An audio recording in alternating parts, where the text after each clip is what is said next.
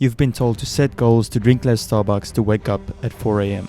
But let me tell you, that's not what's going to get you ahead of 99% of people. There are thousands of videos out there claiming these are the keys to success. But as someone obsessed with self-improvement and gaining knowledge, I can tell you that most of this advice is just noise. Discipline? Sure, it's important. But discipline is also waking up and going to work every day. Discipline means brushing your teeth. It's not the key to extraordinary success. Now, what about saving money on coffee? Have you ever met a millionaire that said, I got rich by skipping $5 lattes? No, that's laughable. So, what is the key? Let me tell you a story. Years ago, an early investor in Amazon recalled when Jeff Bezos approached him with a vision. I'm going to sell books online, and one day, I'll be the richest man in the world, Bezos said. Back then, the idea of $100 billion in sales was unheard of, but Bezos believed in himself, despite the critics. That's your first step. Believe in yourself. It sounds cliche, but without self-belief, you're already defeated.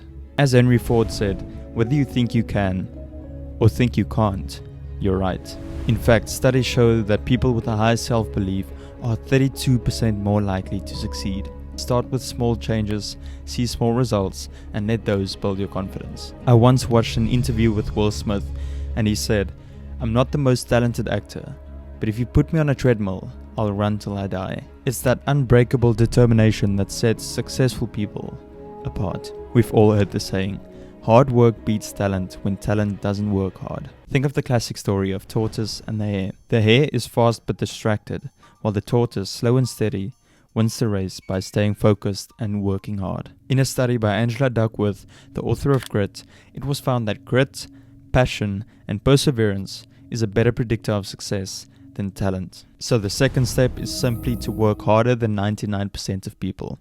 Take Kobe Bryant for example. He's one of the greatest NBA scorers with over 33,000 points, but he also holds the record for the most missed shots. Why? Because he simply took more shots. The more you try, the more you succeed.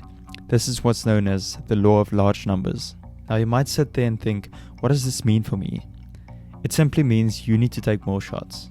Start side hustles, businesses, projects. Some will fail, but some might succeed massively. Think about this. How do you become a pianist? By playing the piano? A lot. The best pianists practice more than 99% of people.